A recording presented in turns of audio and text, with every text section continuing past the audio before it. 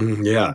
And you have one of the best fun facts of all time as the world's first ever female professional gamer, which is super cool. Yeah, Um, I like the random stuff. I like I'm very curious, and you will hear in everything that I value discovery, and yeah. that is fundamentally because I love to ask questions, and it gets me into all kinds of interesting things that I might not have anticipated from the beginning.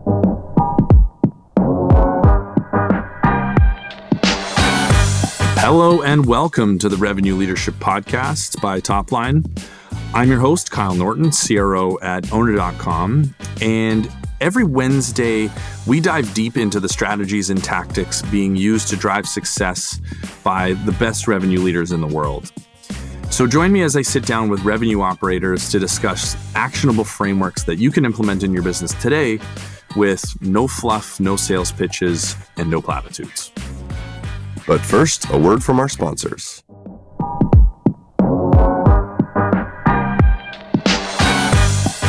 This episode is brought to you by Momentum.io. Momentum is a powerful tool for turning sales and customer conversations into go-to-market data. Using GenAI, it extracts, analyzes, and automates customer intelligence across your org. The best part, it's not a new platform for your team to adopt. It integrates seamlessly with your existing stack and writes data back to Salesforce directly. Some of the most innovative companies out there, like Zscaler, Demandbase, Ramp, 1Password, and even my company, owner.com, use Momentum every single day to capture forecast and churn risk, autofill Salesforce fields, share product signals, and track sentiment. So check it out with a free trial at momentum.io. And so today I'm joined by Stevie Case, who is the CRO at Vanta and former VP of mid-market sales at Twilio, which was a small $500 million business where she spent almost 6 years from one of their earliest reps to obviously running a massive business unit. And Stevie is somebody that came heavily recommended by a whole ton of people when I reached out for podcast recos. So really excited to have you, and thanks for joining. Thank you for having me. So why don't you give folks your quick 60-second background, who you are, and how you got to Vanta? Yeah, absolutely. So I am about 2.5 years into the Vanta journey. I joined when Vanta was a Series A, kind of late Series A, although it was a large Series A at that stage, and around 200 employees. So really exciting time. We operate in the security compliance space. You may know us from the tagline, compliance that doesn't suck too much. We're all about helping unlock revenue for startups and then helping larger companies solve problems around governance, risk, and compliance. So I do not have a background in GRC, security, compliance, or any of the things that my team now sells. So it's been really fun to learn about that. I actually came from 6 years at Twilio prior to this, where I was in sales. And then prior to that, I've really spent the last almost 20 years specializing in technical sales. So whether that's APIs or complex platforms, typically the teams that I have sold into have been made up of developers or other technical folks with a lot of expertise. So I get a lot of enjoyment out of that. I spent some good time in the payments and FinServe industry. So did global payments platforms and ended up at a company acquired by Visa. So had a whole adventure there. But a lot of it has centered around this idea of technical platforms for folks who create these large, complex systems that have to operate globally at really high scale. So I've built lots of revenue teams related to that. Prior to that, started my career in video games of all places, which led me into tech, but originally aspired to be a lawyer. Yeah. And you have one of the best fun facts of all time as the world's first ever female professional gamer, which is super cool. Yeah, I like the random stuff. I like I'm very curious, and you will hear in everything that I value discovery, and Yeah. that is fundamentally because I love to ask questions, and it gets me into all kinds of interesting things that I might not have anticipated from the beginning. Awesome. And started your career as a PM. So on the product side of the house. Yeah. Started making games. So that path into playing games turned into a path making games, which was not a career I anticipated, but I did 3D level design. And then I was like a game producer, which is essentially the equivalent of a PM on the game team, Mm. and got involved in everything it took to make video games and make software. So that was my intro. And then moved more into mainstream tech from there. So games as an entry point was a great place because it's such a dynamic industry. Things move very fast. You iterate on software very fast, and you get very direct user feedback. So it was a great way to enter the world of mainstream tech, although it was not something I had originally planned. It just sort of happened that way. Yeah. What do you take as a revenue leader from your experience as a PM? Yeah, I mean, I truly like I joke about the overlap of that like gaming experience and how you think about games and the overlap with the CRO role, but it's actually quite concrete. And when you think about building games or these large worlds, these large 3D worlds, a lot of it is about asset management and optimization and the experience and how you organize multiple people through a world or experience.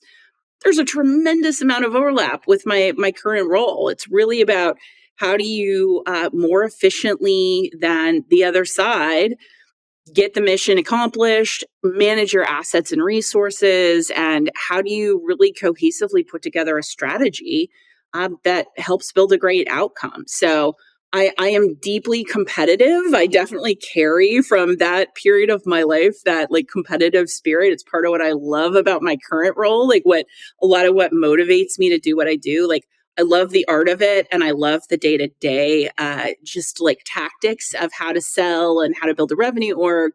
But at the end of it all, the thing that really excites me is the competition and winning. Like I love to win, and that really motivates a lot of the work I do day to day.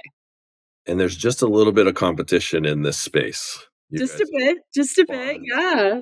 It's I joined category leader. It's a really special company. Christina Cassiopo is our CEO founder. She created the space. She came up with this idea of automating this compliance process and getting folks through an audit. And she'd been, a PM herself and really came up with this concept, created the product where none existed, had wild product market fit. And as with anything that has wild product market fit, what we saw was a whole bunch of folks create copies of that and try to bring their own versions of that to market. And often what happens when you've got fast follow copies is like the value prop for those things is, hey, we are quote unquote the same. We're just like cheaper or half the price or whatever. And the products are never the same, but you put enough marketing sizzle behind stuff and it gets to be a noisy market. So I am very grateful for that. Like it is made for a really exciting journey as a revenue leader to have dozens of competitors in the space. And we're kind of exiting the era of those copycat competitors now. We put a lot of focus on moving up market, and that has brought with it an entirely different competitive landscape of legacy players where we're now more the new player on the block in this like governance, risk, and compliance space. So I've loved taking on some of these older legacy competitors as well. It's a whole different flavor of competition. Very cool. And I'll direct people to your podcast with Mark Roberge on the science of scaling to talk about your ankle biter strategy, which I got a lot from. It was cool. One of the other things I picked up from your podcast with Scott Barker and others was this idea of you've evolved from operating with a chip on your shoulder and being a single mom in sales and all of the challenges that came with that perception to now operating from a place of abundance. And I thought this was a cool way to start the conversation with this question: like, can you have both? I've been reading a bunch about Buddhism and non-dual thinking. Do you think you carry both of those now with you, or have you fully been able to transition into this abundance mindset? I deeply carry both, and I always will. I believe you can change as a human. You can evolve in lots of great ways, but that underdog spirit will always live within me. Somebody asked me not that long ago, like, now that you've made it and you're in this role and you're doing like, have I ever made it? Like, really? That is just like that is not a mindset I am capable of having, if that makes sense. And so that chip on my shoulder, like it is fundamental to who I am and how I see the world.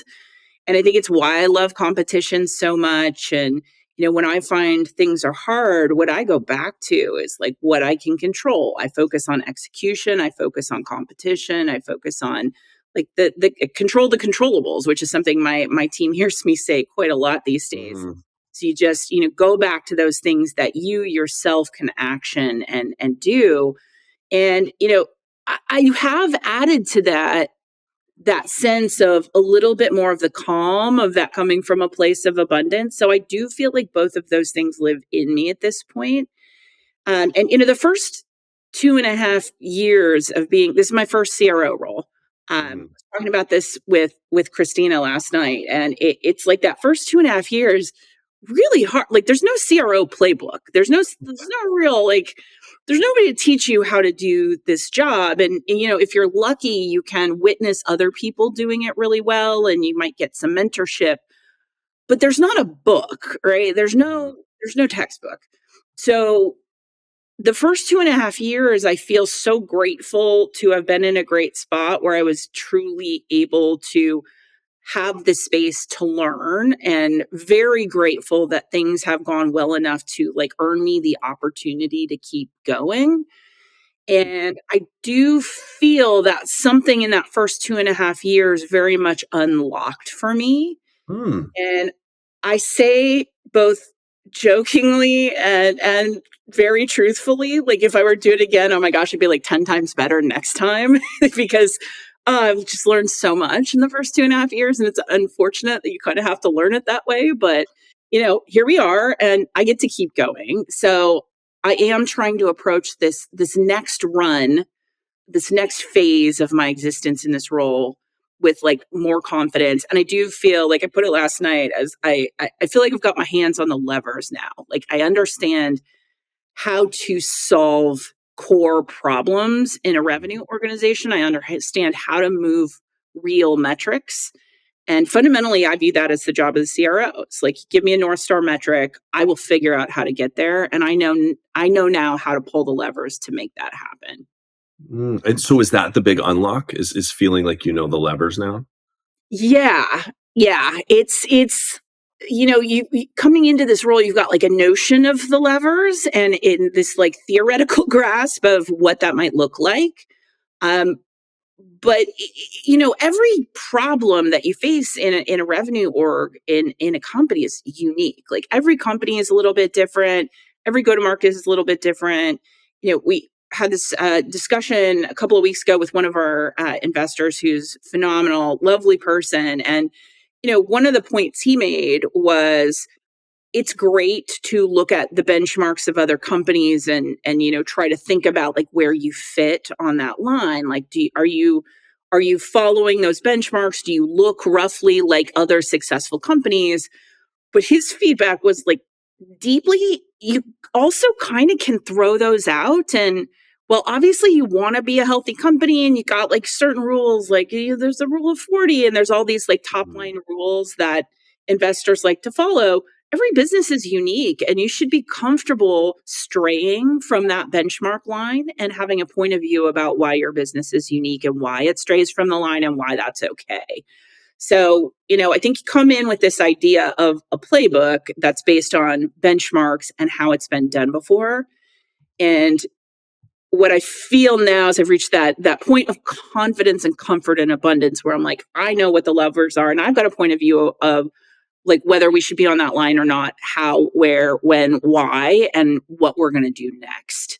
And that is the gift of a few more years of experience and a great network of people that I can call for advice, which is truly what has made the difference. I think that is such a good framing. this, because I talk about this a lot. I want people to say high probability practices instead of best practices.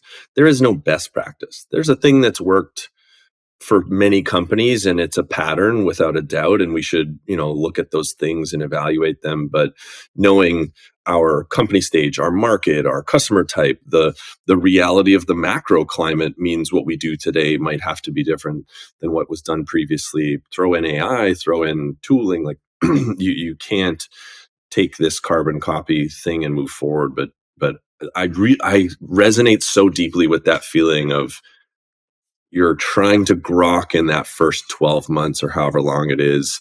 Okay, like what does apply? What are the things? And then you develop that your own mental model for exactly what this thing needs to look like. That's I think a really cool insight. Well, and I think you're really onto something with that idea of like the difference that can come from different macroeconomic conditions and the differences in the business. And I actually find it to be when we get candidates who come in for leadership roles or other, and they're like, oh no, I know exactly what to do. I've got the playbook. I'm going to tell you, like, I did it here and I'm going to do the exact same thing here. That is a huge red flag for me, because it just ignores that there are so many wild cards in every business and every situation, and that the market is completely different than it was 2 years ago, 5 years ago, 10 years ago. You've got to run a different playbook now. And if you come in and try to take the playbook, even from another company that was like wildly successful, the chances that it's actually going to work for you in the second business are not high. Like the Yeah. same playbook just can't be applied in that way. So, for me, one of the big unlocks in understanding how to approach that was my mentor at Twilio, George Hu. He was our COO. He came from Salesforce. He was like Benioff's right hand guy. One of the questions I asked him, because his first marketing job had been CMO of Salesforce, and I just like could not wrap my brain around that of like, how do you approach a situation like that? And um, he really talked me through this idea of you come into a new role. One, people just want to know where to focus. So like give folks priorities. It's going to be wrong. You're going to iterate on it. That's okay. Like just pick a direction. Any direction is better than no direction. And two, the other thing I saw him do was like pick up the phone and call other people for advice all the time. Mm-hmm. And that's the thing that I have come to realize that executives do is you're not expected to know everything. No one knows everything. No one knows what to do every time. So when I get stuck, I pick up the phone and I call other CROs, CMOs, CEOs, and I ask them, what are you seeing? What are you doing about it? How do you think about this problem? And like that collective knowledge sharing is really like what unlocks things for me often. And it comes from that network of other great leaders. Yeah, very much agree. It's such a superpower. And I'm trying to bring a little scale to that to provide now some sort of a roadmap or a map for CROs to follow to figure some of these things out. Hence why I like to go deep on one topic so that people can pull these episodes off the shelf and be like, all right, how the heck should I operate a big team at scale? Or with Dini Mehta, we talked about going multi-product. Anytime you're going multi-product, just listen to that episode, and so hopefully this can help. Okay, so let's transition into our focus area of today, which is how to scale execution, both at a rep level, but I think more interestingly and less commonly discussed is how do you scale execution across managers? And I personally believe this is the single most important thing that a revenue leader can do. Our jobs are about systems engineering. I heard you say on Roberge's podcast, execution is the only moat. So I feel like we see the world similarly there. So just to cue it up, because your business is very unique, Twilio and Vanta, in the speed of scaling. So can you just talk about how fast those teams grew to give people a sense for and what your org looks like today? Yeah, absolutely. So, the Twilio experience was a really unique one. I joined when the company was about 500 people, but there was really a very minimal go to market team, maybe only 20 folks. And that's because that business started as truly self service PLG. So, that PLG motion, inbound self serve via the website, that really accounted for the first 200 million in ARR. So that's the point at which I joined, and I joined to help create the enterprise sales function there. At that point in time, there were the only real enterprise customers of Twilio were like big tech scale ups, Amazon, Mhm. Netflix. There weren't a lot of traditional enterprise customers. So I got to help build that team over the course of several years. We went from just having the tech scale ups to 6 years later, we went from 500 people to 9,000 people globally, from 200 million in revenue to about 3.5 billion. And the enterprise line of business alone went from really just those tech scale ups to $1 billion out of the $3.5 billion run rate. Mm. So it was a wild experience and run to add that many people, that many customers. The Vanta experience has been, equally fast, but quite different because everything we do is direct sales. So we have no PLG component. So I joined Vanta around, like after the Series A, around about 180 people. We have since scaled that up and we're now about 600 people. We announced earlier this year that we crossed the $100 million ARR threshold. It's been incredibly fun to just watch the acceleration of revenue growth. And, we're heading into the next year. We just raised our Series C. We had Sequoia triple down with us, and a lot of fun folks join the round, Goldman Sachs and others. So we've gone from really like a very early stage startup to a much later stage growth startup that is really in hyper growth. So, we expect to continue that over the next year. Scope of my team, I've got basically all of go to market with the exception of marketing. So, got the entire direct sales team, which we've got segmented into a velocity business focused on startups. We've then got an SMB and mid market team, an enterprise organization. So, I've gotten to create enterprise out of the gate, which has been really fun and didn't exist here before. I also have our post sales organization, and I've taken that through a real transformation. It is now customer success and account management, split into two. Mm. Tackled that side of the world. We've put a lot of work into net retention, which has been really fun. Probably one of the most enjoyable and rewarding challenges has been like, how do you increase net retention? Which is, I know, something a lot of revenue leaders are focused on right now, and we've had a lot of success doing that. And then I've got RevOps and SDR, SEs, and it's a global organization as well. So offices in San Francisco, New York, Dublin, London, and Sydney today. I'm actually Wow. getting on a plane to our Sydney office here in just a few hours, and it's a great global crew. So my team today is almost 300, so almost half of the company globally. Okay. And what was it on the day you started? On the day I started, I just had North American sales on day one. So I had a team of like 30. So Okay. my team is 10x. It's increased a little bit. Okay. Awesome. I want to, maybe we can come back to the CS and account management topic as we talk about scaling execution, because I'm sure that was an endeavor. So maybe just explain to folks what you mean by execution is the only moat. Yeah. So we are at this point where we've seen such an acceleration in people's ability to ship great products. The advent of AI, like you can ship a really powerful product pretty quickly. And, as we saw with Vanta, lots of folks went out and tried to build copies of that product. And certainly nobody was able to do that fully successfully. Like the product has continued to lag behind ours.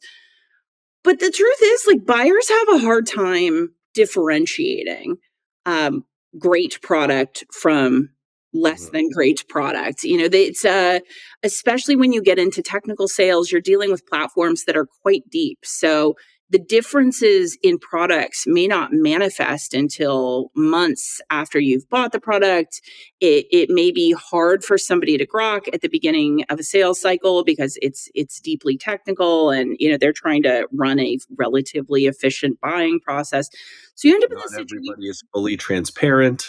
Very true. Not everybody is fully transparent. That is one thing that compelled me in joining Vanta, was like highly transparent team and leader. But it's true. Like there's a lot of marketing layered on top of lots of folks' sales cycles. So kind of working in these murky waters where even if your product is truly the best product, getting buyers there to understand that can be quite hard. And like I view that deeply as my team's job, is really expose the truth and the reality that we've got the strongest product, and then simply create a better prospect and customer experience. And I deeply believe if we do that and we do it repeatably and we do it at scale, we will win. We know we've got the best product. We're innovating faster. If it was that simple, I wish it was that simple that the best product always wins. It's not always the case. Like it really does take go-to-market effort to create a great differentiated experience that centers the prospect, centers the customer. If you can do that, to me, that is that moat that will create the win. And without that, you end up with a pretty murky marketplace where people are just kind of relying on, limited information and often making decisions based on what looks shinier from the outside. So that execution is the key. And growth can be sporadic and less predictable and all the things we want to Absolutely. avoid. Yes, yes, that is the thing that terrifies a CRO the most, is the idea of unpredictable growth.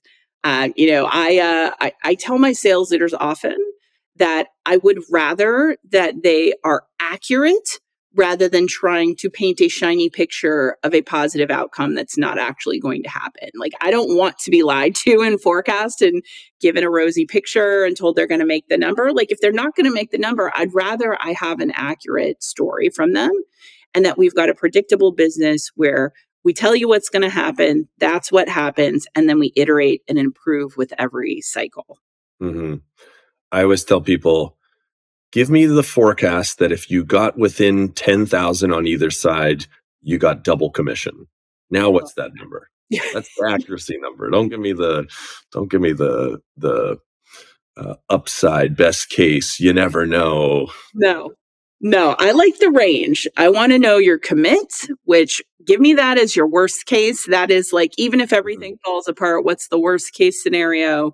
Give me your best case, which is your true outlier. Like if everything fell into place and you got as lucky as could be, what's the best case? And then give me your most likely. And that is truly your accuracy number. This is what I deeply believe my outcome is going to be. And if I had to stake my commission on it, what number I would call. And that way I've got that full range to operate within, and it helps them frame up how to think about those numbers and what level of confidence should go into each. Yeah, nice.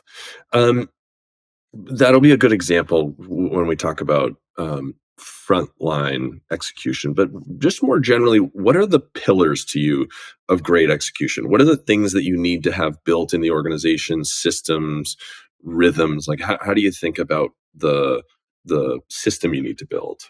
Yeah, I really think that there are kind of like three key components here to having a great system that works.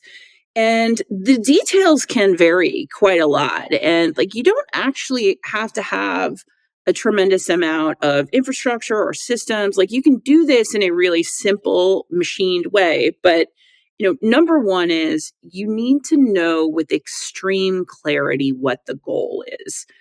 And that can be a little deceptive because I think people think of like, oh, well, we've got like a revenue target for the year and that's the goal. But I actually think it has to be something a little bit different than that.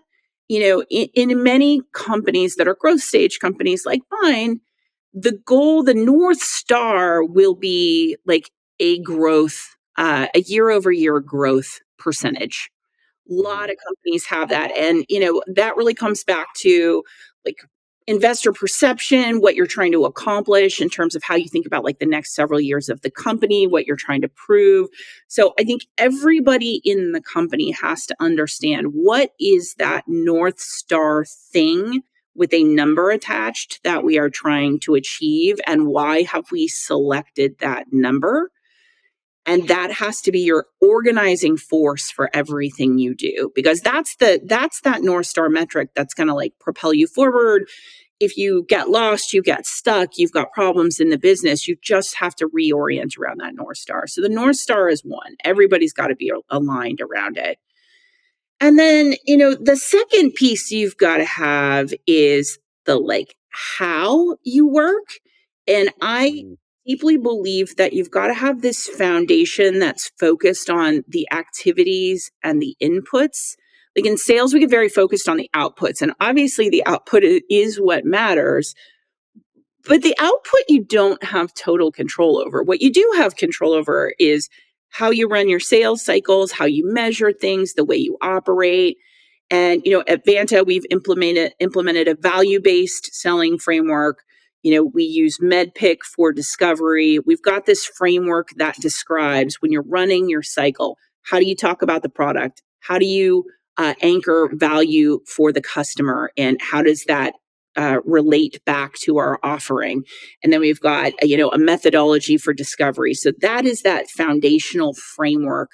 And you need everybody using that same framework. You need your managers inspecting that their team is actually using it, and then like encouraging them to continue to go deeper into their deals using that framework as the guide. So that like how we operate is fundamental. And then once you've got your North Star metric and you've got how you operate, then it comes back to a rock solid operating cadence. And the way I like to describe this is you're trying to build a learning machine. You will never have execution that is perfect. Like there will always be like, you'll have talent issues. You'll have folks that haven't fully adopted the framework. You'll have macroeconomic conditions. You'll have things that go wrong. You'll have people that have to go on leave. You're dealing with a bunch of human beings. Like stuff will happen. If you build a machine with a rock solid operating cadence where, at the foundation, you can think of this as like the forecast call is like the fundamental element of this operating cadence, but it's bigger than that, where your team gets together on a regular basis, preferably weekly.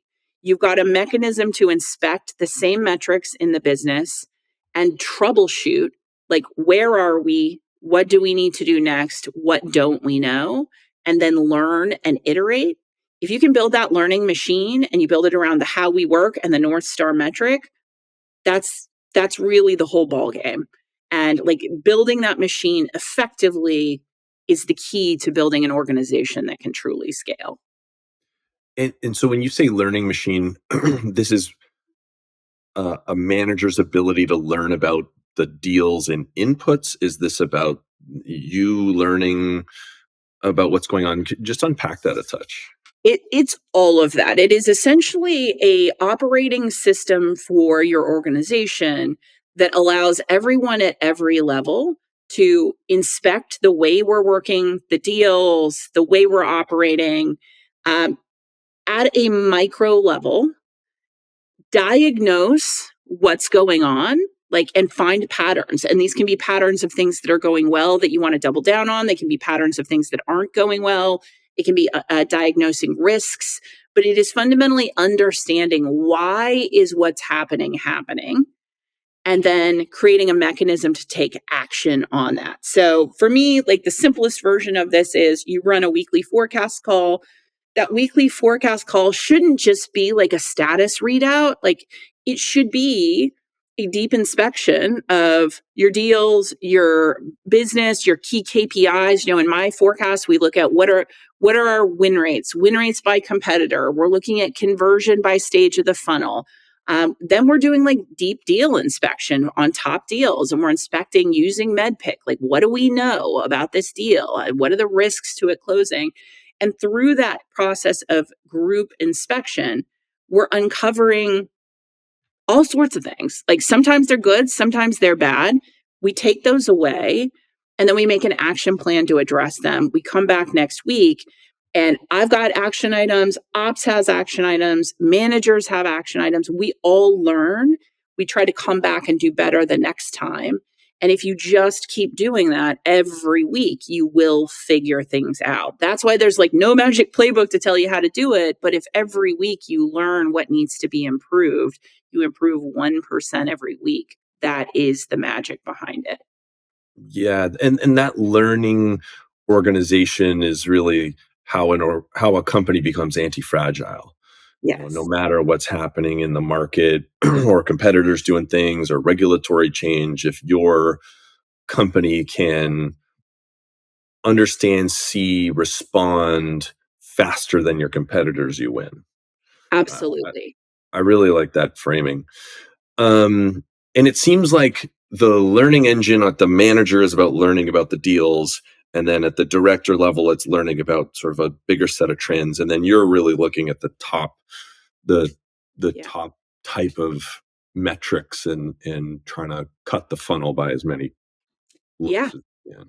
Exactly. And it's sometimes it takes time to even get to like what are the metrics as a baseline, and then you set a baseline, and sometimes the discussion even becomes like we'll look at a metric and it's not even about like how do we improve it 1%. Sometimes like is that even the right number? Like what would it take for us to 2x that, to 10x that? And we use that as a mechanism to drive the conversation around like how could we change the way we operate? Like what if we completely broke the mold and didn't take the current numbers as like the assumed baseline? What if we wanted to double it? What if we wanted to double our win rate against X competitor? How would we do that? So sometimes it's very iterative. Sometimes it's more like mold breaking like that of like if we wanted to just break the benchmarks completely, there's always a way to do it. Like what would it take? And we use that discussion and that operating cadence as the place to do it. And so I run a weekly forecast like that. I've also introduced these quarterly QBRs. And in the QBRs, a lot of what we're doing is talking about those macro trends of like what's working and not working. How can we break some of those bigger trends or double down on them? And that's led us to make major changes in the business that have been incredibly positive. And then, we learn, we come back again and we reset. And that process of inspection really drives it. Cool. And how clearly is this documented? Because the one question I wrote down is, okay, so managers need to inspect, but how do you make sure the managers are inspecting the right way? So what's the system to try to get that consistency across VP, director, manager, all the way down to rep? And how do you as the CRO know that it's being done or not being done? A lot of it is like spot checking. So the how I know it's being done is within my operating cadence. I've got opportunities to spot check, and I know I've got these touch points where I can go super deep to drill into. Like we'll drill into individual deals in my forecast, and part of why I do that. Yeah, it's about like checking into the deal, but it's also about spot checking. Like, is this deal being run in the correct manner? And if I inspect enough deals, I can identify patterns all the way down to my front line to say, like, oh, there's like a whole practice missing in this part of the org where the manager isn't doing the thing I need them to be doing. So, ideally, yes, that is all documented and written down. Generally, what I find is like we have created great manager playbooks. We've got like really clean documentation at our frontline level. Our second line level is relatively new. So, as a growing organization, we've only recently sort of added that second line. So, that's now where we're starting to add more documentation. And, as I look at my org over the next year, I'm going to be introducing a number of second line leadership roles. And once we get a little deeper into that, we've got more scale there, we'll likely have a more documented playbook. That'll be kind of our evolving edge of the organization, and that'll get written down. And then we do, I work with my RevOps partners very closely. They are the single most important org for me. They're like my right hand, my head of RevOps. I probably talk to him more than anybody else in my life. And You're here. yeah, Let's he's move to that. Yeah. total bestie. Mark Lale, shout out, and Lale's team. He's got we've got a head of operations, Kyle Piercy, who is phenomenal.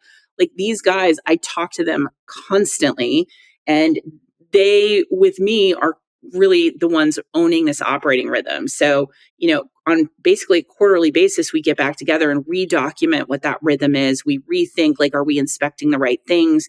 We rework the way we're doing the forecast. It's like, what's our opportunity to go deeper now that the business is bigger?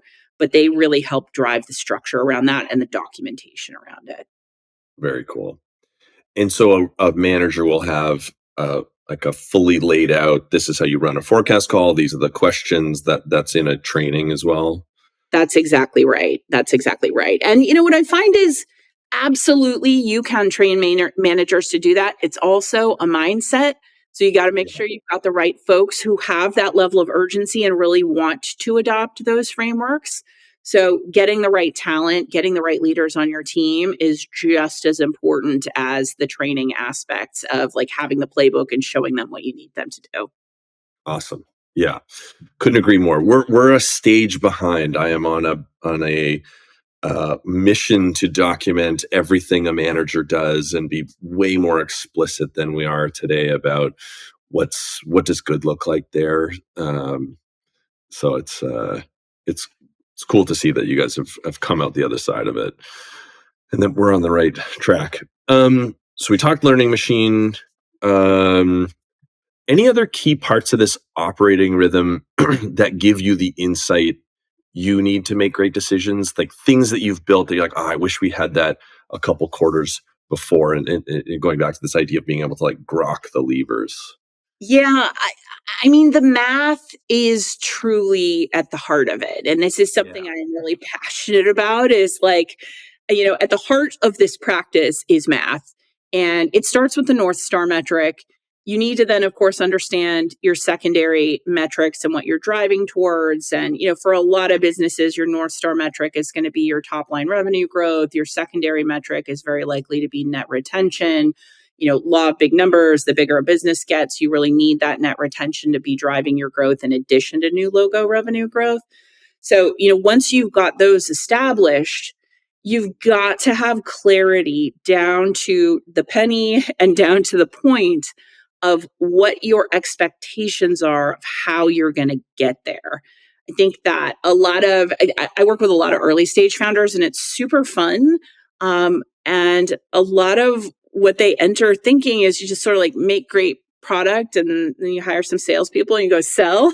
And But the go. truth is, like, there's just so much math behind a predictable model. So, we now have a model down to the penny that predicts everything from, how productive our salespeople are going to be to what conversion needs to be at every stage for a lead moving through the funnel, down to what percentage of our pipeline is coming from what sources and what the CAC is going to be for each of those. So, like, we take that math as the basis for our inspection, and we're then measuring against it. And it's okay if it deviates, but the key is understanding why it's Learning deviating. machine. And then, yeah, you just iterate from there. So, this year is a great example for us. We identified a completely new lead source this year, which is very rare and hard to do. And Yeah. very lucky. So identified a great new lead source.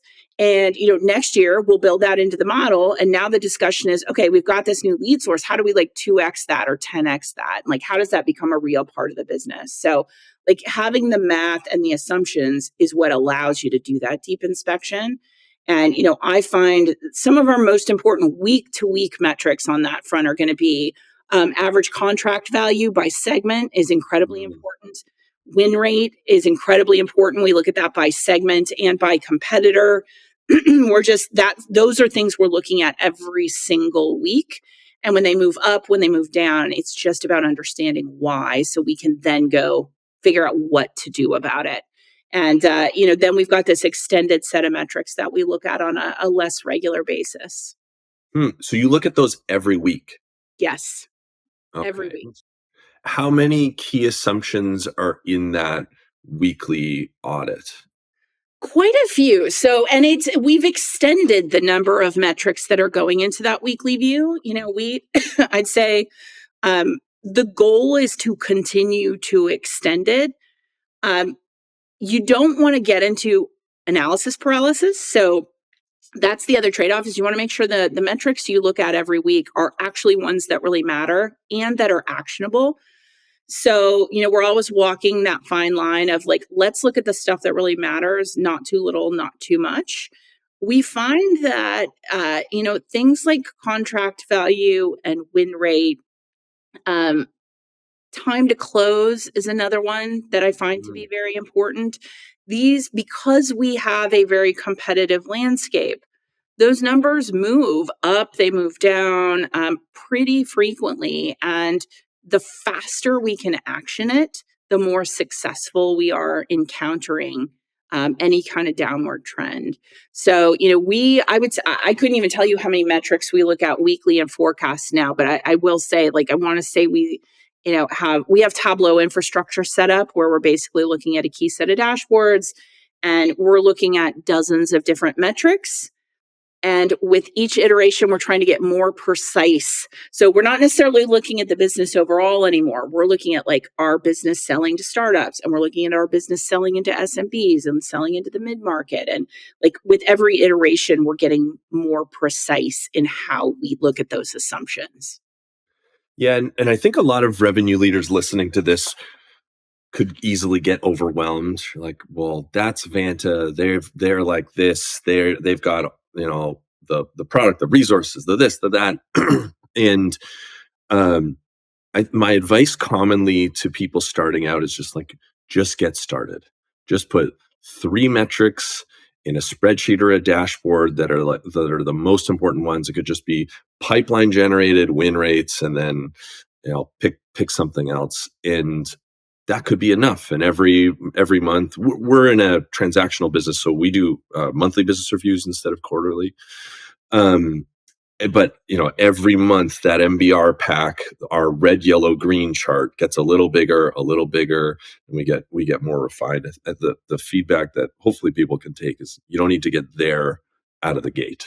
Absolutely not. Yeah, it is like the starting is the key. We were talking about this yesterday. 2.5 years ago when I joined, we didn't have forecast calls. There were no forecast calls. Wow. Okay. Yeah. So there were not forecast calls.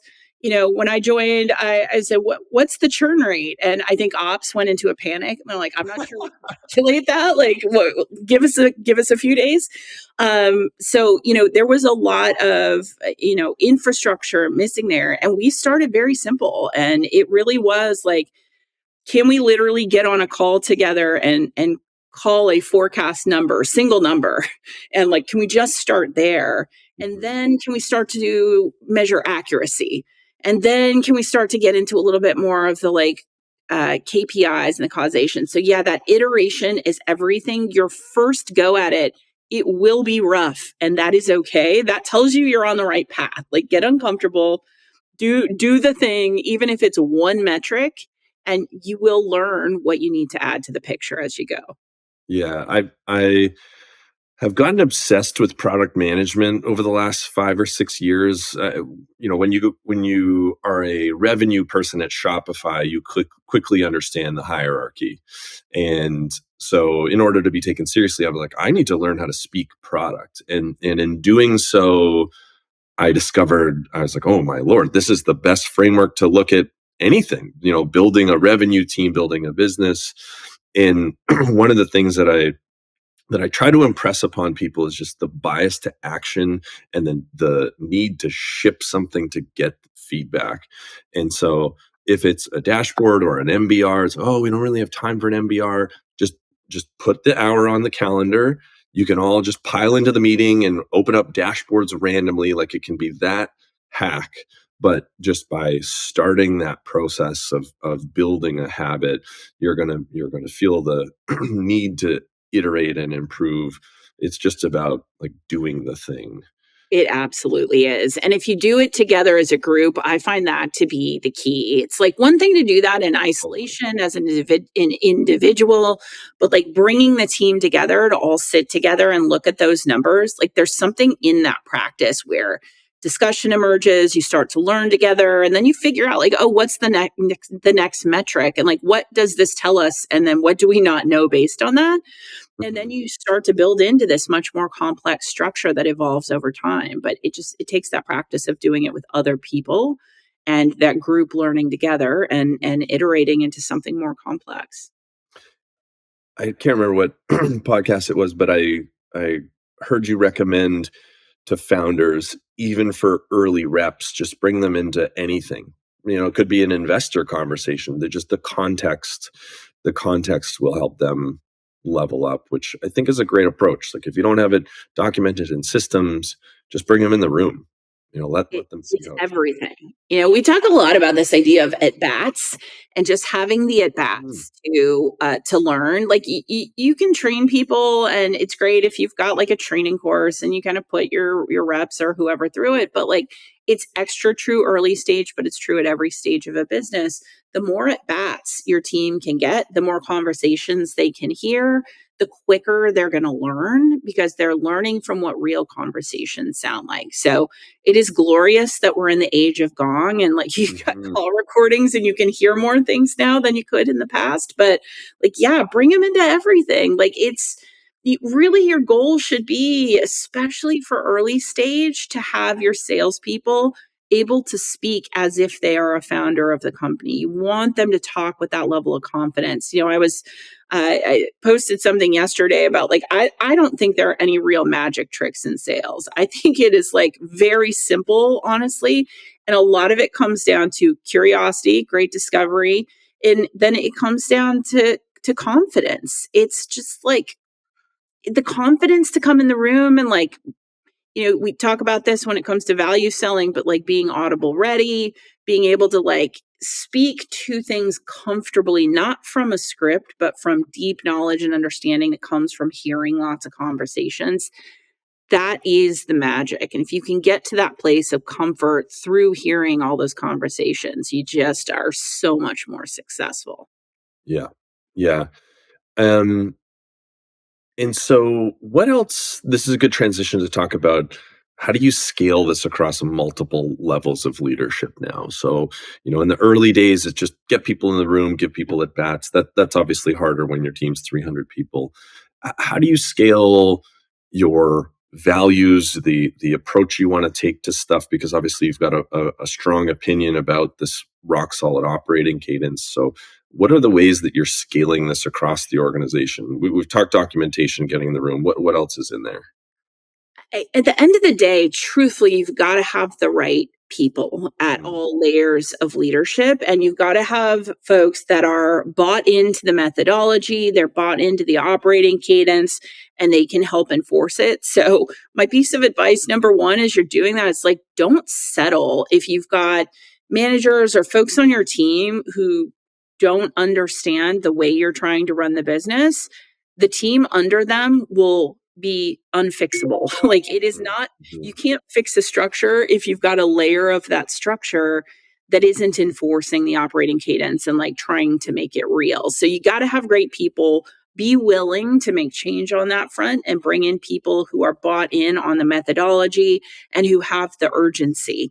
So if you've got those great people in seat, then it's about creating not just clear expectations, that's sort of table stakes, but also starting to give exposure to each layer to understand the problems that the next layer up are trying to solve. So, for example, I've got a VP of sales and partnerships, and he's phenomenal. Elliot Goldwater, great guy. It's his first time in a role like this. One thing I often am trying to do for him is expose him to the way I'm thinking about the problems I have to solve. So, the way I am interacting with the board or the leadership team. And I'm really trying to give him a glimpse into like, what are the problems that I'm trying to address in the business? Because that helps frame how he runs his team and how he starts to like prioritize in his business. We do the same with frontline leaders. We've got great frontline leaders. And one thing we love to do is once they're comfortable doing the job, is we'll bring them into the one layer up. They'll come to my forecast meeting instead of just running their own for Elliot. So they can start to see like, what are the questions I'm asking him? what is his job and what are the problems he's trying to solve. So sometimes it's just about giving them a little bit more visibility to the next layer of priorities and challenges. And that sets the context for them to learn and understand, like, what role does their team play? What role does the framework we've given them play in the bigger picture of the business? If you can create that, you start to have a team that really understands, like, not just what we expect of them, but like why and how it fits into what we're trying to accomplish as a bigger team. I really like that. That's a good prompt for me personally to try to do more of that with my team. That's an awesome takeaway. I want to quickly touch on strategy. So as a part of this whole rhythm, you've inspected, you've found opportunities. How do you think about prioritization? Do you have a framework for your team to understand what you're taking on, what resources get put behind it? How are you managing those trade-offs? Yeah, a lot of it comes back to the North Star. We run our team based on math.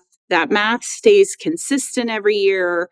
If we're going to make a change to that math, it is like a huge deal. And like all of us are engaged in that. That's even beyond our team. So we're all clear on that North Star of what we're trying to accomplish. So basically, as we make our progress through the year, we learn, we iterate, whether we see an opportunity or we want to make a change to counter a negative trend, everything we do gets tied back to that North Star metric.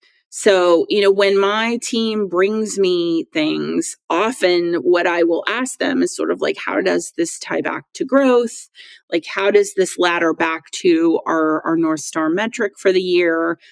And if it doesn't, frankly, it's rarely going to get prioritized. Mhm. The one exception to that will be with my more senior leaders. We are looking at a longer time horizon. So we want the majority of our team focused on the 12 months we're in. We are also a very high velocity business. We're bringing in hundreds of customers a month, and it's all direct sales led. And so we close every single month. We don't do a quarterly close, we do a monthly close. And so, I want most of my team thinking not even just about the year, I want them thinking about like the quarter and the month. My more senior leaders, I do want them thinking on like a 24-month or even a 36-month time horizon. Mm. So there are exceptions where we will orient around the like, okay, we know that here's our goal this year. We also know next year we need to deliver similar kind of growth. And this is an investment we need to make in the current year to make next year possible. But like all the decisions we make still fundamentally come back to the math, the growth rate, and those North Star goals. And if they're not on that list, frankly, they typically don't get prioritized. Makes sense. So let's talk about behavior change. So as your operating cadence is delivering insights, opportunities to get better. It matches with your math and your North Star. Now you have to get a bunch of people to change what they do, which I think is arguably the hardest part of what we do. Is it's way easier to get in a spreadsheet, build a great plan, but the rubber meets the road when it comes to how do you get a manager to actually do something different after they've been doing it the same way for quarters or years. Yeah. And so you talked about this CS and account management change, so maybe we can share some stories from that.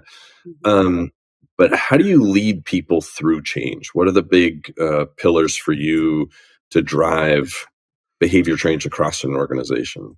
Yeah, I mean, this is truly one of the hardest things. It's people get comfortable doing something, and it's particularly hard. And this is counterintuitive, but it's actually even harder when the business is doing exceptionally well to make change because I would people agree. are like, what I'm doing is working. Like, why are you asking me to do something different? Like, I'm crushing my quota, things are going great. And that can sort of be the curse of success. Is like there's more resistance to change in a lot of ways, but the truth is every business as it grows and scales has to undergo change because the numbers get so much bigger. The way you operate does have to change. So to do that, I find a couple of things are really important. One is just like over communicating that information. It's not just like what is the change expected, but how does it relate back to the big picture and why are we doing it? You got to communicate what's in it for the person making the change. So Like, it's great if the answer is we're making the change because we think it's going to lead to more growth, but like that individual might not care that much about that because they're kind of like, I've got a quota, I'm doing my thing. Outbound is a great example of this. Like, every business that scales, you end up having to become an organization that builds an outbound muscle. You should expect that every AE is going to have to source more of their own pipeline. And when you've got a team that's like hitting their numbers and you start telling them, I now expect you to dial up outbound, sometimes you'll get that like, why should I do that? Like, I am doing great. Like, why are you wasting my time? And isn't that an SDR's job? And you get kind of this pushback. And, so communicating to them what's in it for them. In the case of outbound, maybe that story is, hey, like, we've got a couple people on the team who are outbounding at this level, and here is their attainment. And you can see that like they are more successful, they are making more money. So like bringing it home and personalizing it is a second piece. And then you just have to have the reinforcing mechanisms. So like having the systems and the processes that reinforce those best practices is super important. And the other, like, less comfortable part of that is you have to set hard boundaries around it. So if folks aren't willing to make the change, you have to be willing to part ways with them. And that can be really hard as an organization matures because you can have folks who, are doing incredibly well one year and the organization changes over 2 or 3 years. The expectations are different. And if they're not able or willing to embrace that, you've got to be able to say, like, the bar is now here. I appreciate it's in a different place than it was 2 or 3 years ago. And if you don't meet that bar, there is not space in the org for you because we are a different team now. And, I think you got to have that conversation compassionately, but set a firm line because the thing that will kill any organization and like any change is if you say it but don't mean it, or say it but don't enforce it. If people see that it's flexible or that like you're saying it but like there's really no ramifications for not doing it, you're not going to get the adoption. So you got to be serious, you got to follow through, and you got to get the right combination of like carrot and stick to make it worth people's while so they care, but also so they understand it's not optional. That makes a ton of sense. A framework that I've gone back to a bunch. I've got young kids. I know your daughter's older, but there's an author. Her name's Dr. Becky, and she talks about sturdy leadership and loving boundaries. Love And, that. and, and it's just language that's rattling around in my head because I have a 2.5-year-old and a 4.5-year-old, and setting those same, it talks about the importance, like, kids want boundaries. And I think everybody wants some sort of boundary to so they don't feel like it's chaos.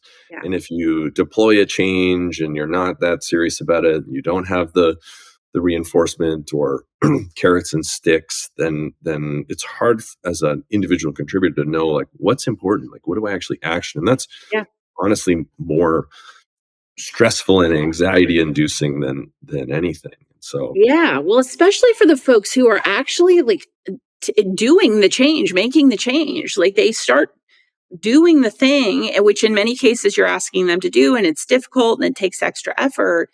And if they see that there are others who are not embracing the change and it's tolerated, you end up with this situation where your folks who are your top performers who are doing what you're asking them to do become resentful because they're doing more. And then they're seeing that like it doesn't actually matter and there's no consequence for not doing that. So you got to get that balance right. And I think boundaries are exactly the right way to articulate that. You just need clear boundaries.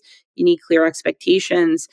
And then you also have to have an appropriate amount of recognition. One thing we ended up building that was super helpful was we called the balanced scorecard. And the idea behind this balanced scorecard was to help the team be recognized for more than just hitting quota, because the team was frankly doing so well that we had a little bit of this like, well, why would I outbound? Or like, why would I focus on increasing my deal size? Like, I'm hitting my quota. Isn't that what you want? So we created a balanced scorecard that takes into account your attainment versus quota, plus 5 other things that we think are really important. And that includes your average deal size. It includes your win rate.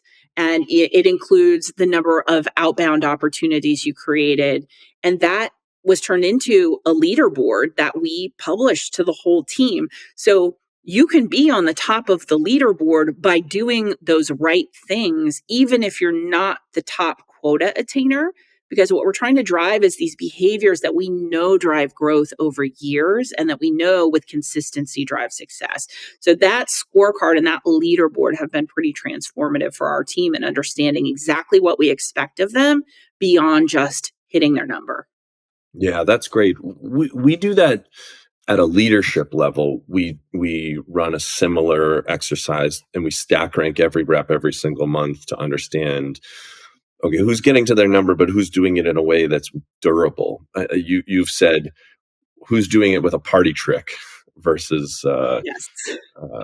what is more sustainable. And so I think that's a great way to look at it, because there is business value to outbound. There's business value to hitting your number with a higher win rate because you're taking less opportunities. Those things are valuable. If you're a rep that just brute forces their number with low win rates, but just like effort, yeah, it's great. I don't want to diminish it, but not as valuable from an efficiency or a scale perspective. Yeah, and it's certainly just a little less durable. And there will go with all of those approaches, they can work for a period of time, but with a business that is in hypergrowth, that's undergoing so much Yeah. change, they run out of runway. So the goal is really to expose the behaviors that we believe are leading to durable success over years, and then really reward and encourage those. So that leaderboard for us, we expose it to the whole team so everybody can see where they are on the leaderboard, and there's that sort of social pressure and like the clear understanding of what we expect, who's doing it well. And that also sets those folks who are at the top of the leaderboard up to be leaders on the team and to share what they're doing that's working. And like, we want that. Yes, it's pressure, especially for folks lower on the list, but it's also a way to really recognize the people that are doing those things well. And we celebrate those folks. We ask them to share what they're doing and like train their peers. And so there's a lot of prestige that comes with being on the top of that list. Yeah, that's awesome. We've baked this into our promotion framework.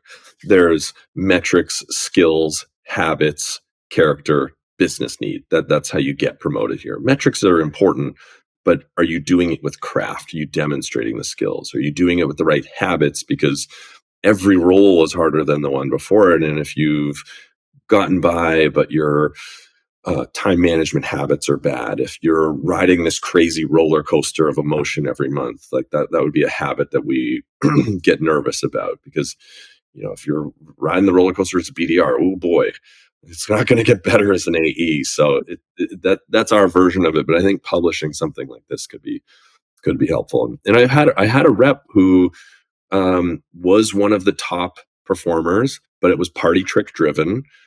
I shared this feedback with him, didn't take it all that well, and we promoted somebody else because these were the things that were more durable, and ultimately the party trick rep ended up petering out because that thing wasn't sustainable. But it's hard to get people to understand that, and ultimately if it's not a fit, it's not a fit. Well, and I think you're right to weave it into the promotion framework. Like, you want it to be consistently woven into everything you do, because then people really start to understand it. They understand that it's not just like a dashboard you flashed up once, like it's foundational to what you're looking for and what will drive success in the business. And that's how you get real behavior change over time. It's not like, here's this one thing this one time, or like something we bring up maybe once a week. Like, it's foundational. And like, that is what we believe great looks like. And the folks that you want on your team, they will conform to it because they want to succeed. They want that OTE to grow, to grow. They want to like level up.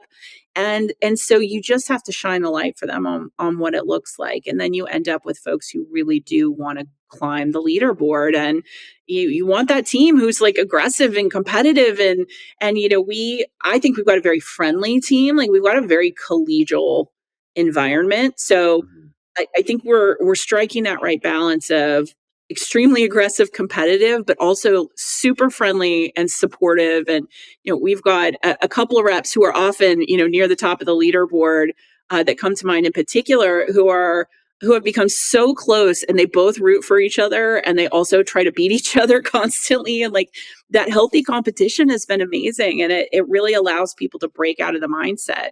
And we've also got a rep this month who he's been with us for several years now, and he's been a solid performer.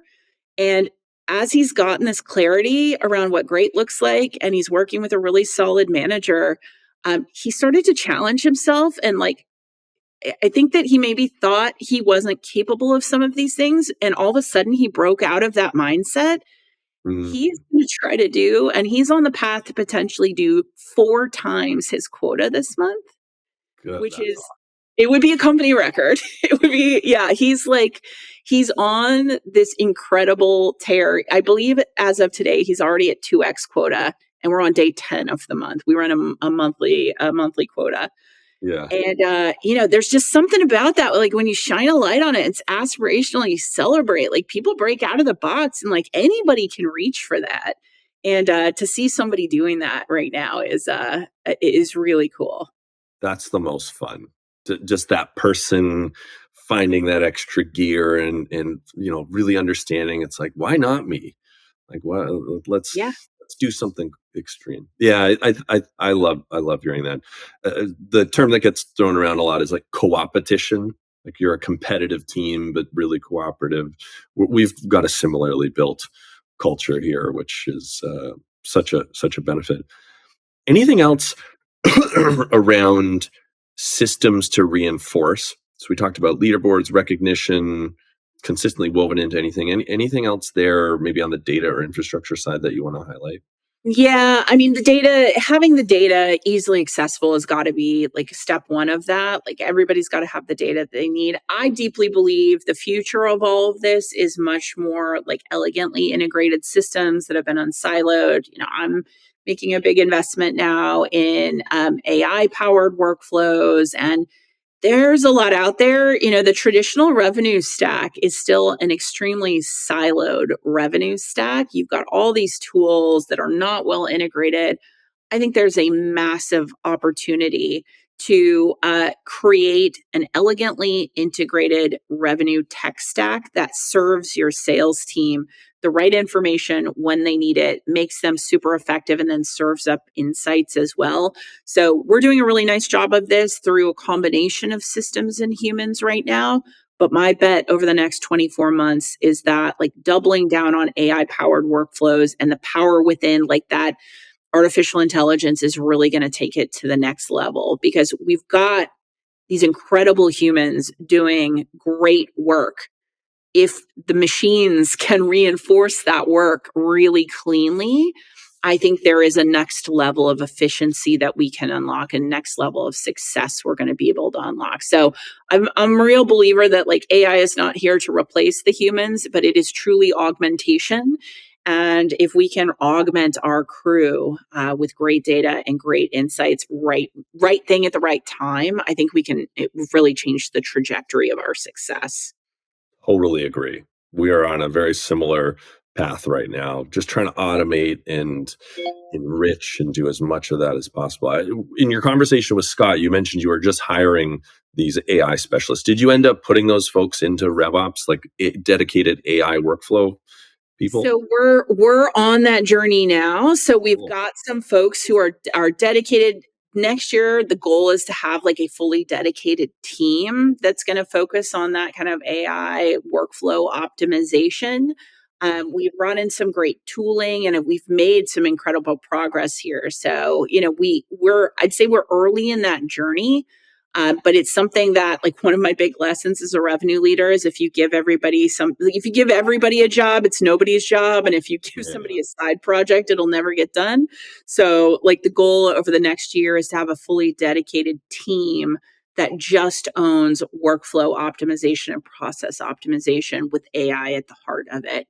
So we're going into annual planning as we speak. So wish me luck getting those requests approved. That's a dream. I love that. Yeah, single threaded ownership. It was a pillar of this presentation I gave at SaaStr, a SaaStr workshop. I couldn't agree more. What's the coolest thing you've done there in terms of workflow optimization? Oh man. Well, we're doing something really cool right now with Clay, which is Mm, a great tool that I'm really grateful to actually have invested in Clay. I do a little bit of investing on the side with a group called 20 Sales. It's actually really fun. We've got a $5 million fund. It's 8 of us. We're all go to market operators. And it's been a blast. We get to work with early stage companies and help bring them go to market expertise. And so, really grateful to have invested in Clay. It's just a very cool product platform that brings a combination of sort of AI powered data enrichment and then AI powered workflows. So we have built some really interesting workflows such that when you get an opportunity in our system, you can enrich it based on persona using Clay, and then that tees up some interesting workflows that are informed by that data that you've then enriched that opportunity and the account with. So, like, we've been able to build something that's really custom to our personas and like our buyers that is just super elegant and super clean. So there's so much more we're hoping to do there, but we often sell to CISOs, and the traditional experience here would be you've got an opportunity, you go hunt and peck and hunt down like contacts and reading LinkedIn 10Ks. and Yeah, yeah, like I'll read all the things. We have been able to build a lot of automation to just like elegantly deliver that. So it's sort of a like enrich me, and we've got a variety of personas, and it'll pull in the all the data enrichment for those personas in that account. It'll tell you which persona those people map to, give you all their contact info. Then it gives you workflows to take that information forward. So it's sort of a like account map in a box that is custom to our business. That's one thing that's been really transformative already, but we got a lot more coming there. super cool. That's awesome. I'm a big Clay believer. We ended up building a bunch of this in-house and like custom coding it because our buyer is super not online. Like we Hmm. sell to restaurant owners, they're not on LinkedIn. A lot of the Clay stuff is built for a white collar sales motion, but yeah, it's exciting. Okay, so let's transition to quickfire because we have, I think, we're running out of time here. So, Right. um, what do you wish you knew in your role today back when you started? So, CRO day one at Vanta. What do you wish you could tell yourself? I wish that I had operated with better data sooner. Like, I think that when Mm, I look back at the mistakes I made in year one, a lot of it was rooted in not having the right data. And I knew that, but I settled for it because it was hard. And, like I didn't quite have the right resources to get the data I wanted. Like, I should not have settled for that. Like, I should have not made decisions until I had data I was confident in. And that is, really like the ecosystem of mistakes in year one. Pretty much all of them come back to that. And it led me to make decisions about like where to invest that weren't quite right, led me to make decisions on like profiles around hiring and like reorientation of territories. Like there were a bunch of decisions that I wish I could go back and redo. And fundamentally, I could have made different decisions with better data. So, like, get the data foundation in place, number one. And even if you can't build it out and it's not elegant and you don't have your team to deliver beautiful dashboards, like, there is always data in a business. Like, you got to be comfortable going super deep and like pulling those pieces apart yourself, run your own reports and figure it out. So, data heavy decision making from the start should have been the MO. that's awesome. What do you think separates a good CRO versus a great one, a truly elite one? Hmm. I think the great CROs are the ones who can actually move the metrics. And I think that's actually more rare than you think it might be. Hmm, There are a lot of CROs out there who are doing a very competent job as like a sales leader, like operating the business, running forecasts, like gathering the information, dialing up and down the normal stuff. But like you got to take it one level higher and understand from a board level, from an investor level, what is the company trying to accomplish on a longer scale? And then you've got to be able to orient your resources top to bottom to accomplish those goals. And if you can get in command of those levers and truly like redirect the resources of the business to accomplish those board level goals, that to me is what great looks like. Nice. What's the hardest lesson you've had to learn? That sometimes you got to slow down to speed up, which I find very painful. I'm big bias for action. So like the frequent criticism I get that is incredibly fair is that sometimes I just move too fast. And that comes with either not fully communicating something or like making change too fast without taking everything into account. So like for me, the patience to slow down a little bit is one of the harder things that I continue to have to work on. Like, okay, it can wait one more day while I do a little more investigation. I can build a little more consensus. So like I'm still calibrating, finding the right pace because I love to just go. I'm trying to learn this lesson myself when it comes to deploying stuff. We build it, we're like, go, ship it, go. And we're really trying to just slow everything down, comms, education, training. Like it's a tough one. Doesn't come naturally. It's part of what makes things durable, unfortunately, and you got to take the time. Yeah. What's the best thing you've read in the last 12 months? Oh, that's a great question. Best thing I've read. I always go back to the classics, which actually, this is going to sound silly, but some of the most helpful things I've read in the last 12 months have been like benchmark reports and like the education that comes from some of those benchmark reports. And this is true in my role as CRO and also as an investor. Like I truly have started to find that there are a lot of garbage benchmark reports, but there are these like key benchmark reports out there in the world that will tell you so much about how other organizations are operating. And if you can get your hands on those, while there's not a textbook for the CRO, that is a little bit of the unlock of like, I see what they're doing. Like I see how these businesses are operating. So like great places to find those there are like either PE firms or other like big venture funds that'll put out benchmarking reports. Look for those. Those are truly some of the best reading I've done in the last year. 99% of them are so bad, but you find a couple good ones, and just so many nuggets once you find the right ones. Yeah. Well, this was awesome, Stevie. I had a blast. I have just a whack load of notes, and I think people are really going to take a lot away from this. Just the importance of being able to build this rigor, whether or not you're in an insane hypergrowth Twilio or Vanta or something that's a little steadier. Being able to have this operational excellence and this discipline is just so incredibly critical. So I think you've really given people so many tactical takeaways here. So appreciate you coming on. Awesome. Thank you so much for having me. This has been really fun.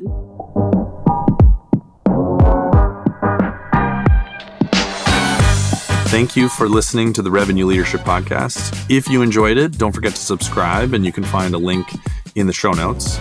And be sure to leave a 5-star review, share it with your network, and please join me next Wednesday for another great conversation.